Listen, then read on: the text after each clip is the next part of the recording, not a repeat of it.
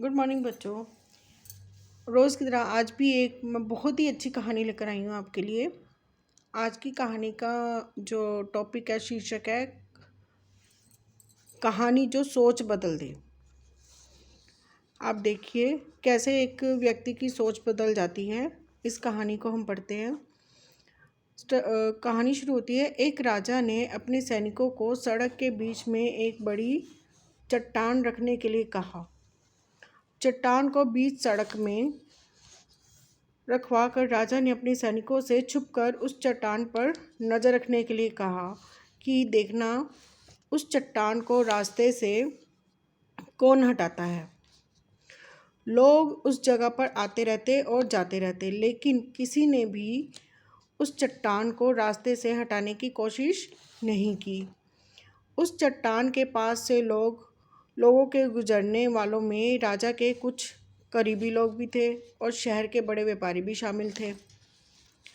और उनमें से कुछ लोग तो राजा को ही कोसने लगते कि क्या राजा इस चट्टान को भी रास्ते से नहीं हटवा सकता। लेकिन किसी ने भी उस चट्टान को रास्ते से हटाने का प्रयास नहीं किया, कोशिश नहीं की। ऐसा काफ़ी दिनों तक चलता रहा। एक दिन एक किसान अपनी सब्जियों के साथ उधर से गुजर रहा था। उसने चट्टान को रास्ते में पड़े देखा और सोचा कि सबको इस चट्टान की वजह से कितनी तकलीफ़ हो रही है। उसने अपनी मजबूत लाठी से उस चट्टान को एक तरफ धकेलने की कोशिश शुरू कर दी। काफ़ी कोशिश के बाद वह उसे सड़क से हटाने में कामयाब हो गया। चट्टान रास्ते से हटाने के बाद किसान अपनी सब्जियों को उठाकर जाने ही वाला था कि अचानक उसकी नज़र एक पोटली पर गई जो ठीक उसी जगह पड़ी थी जहाँ से उसने वह चट्टान हटाए थे। उसने उस पोटली को खोलकर देखा तो उसमें उसे क्या दिखा। उसने सोने के कई सिक्के थे और सिक्कों के साथ राजा का एक संदेश भी था। देखिए क्या संदेश था उसमें, जिसमें लिखा था कि ये सोने के सिक्के उनके लिए हैं जो इस चट्टान को रास्ते से हटाएगा। दोस्तों, बिल्कुल ठीक इसी तरह हम सबकी लाइफ में भी कई परेशानियां आती हैं।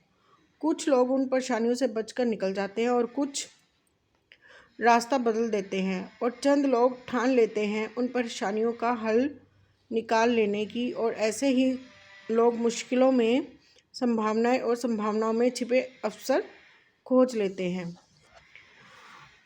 बिल्कुल सही है। इस कहानी से कुछ हद तक मेरे साथ भी ऐसा हो रहा है कि मुझे कहानी सुनाने से कोई आर्थिक इनकम नहीं हो रही, मुझे कोई पैसे नहीं मिल रहे हैं, लेकिन फिर भी मुझे ये सुनाना अच्छा लग रहा है। एक रास्ता मिल गया है कि खाली बैठने से अच्छा किसी को, जैसे हम कहानी सुनाते हैं तो हमें खुद को भी शिक्षा मिलती है, किसी दूसरों को भी हो सकता है किसी की मदद हो जाए, किसी को रास्ता दिख जाए।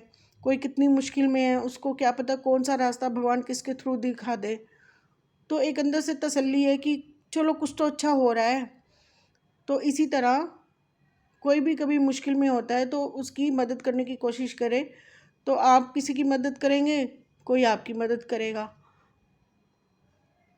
उम्मीद करती हूँ आपको ये कहानी अच्छी लगी, और आगे भी और ऐसी अच्छी अच्छी कहानियाँ लेकर आऊँगी।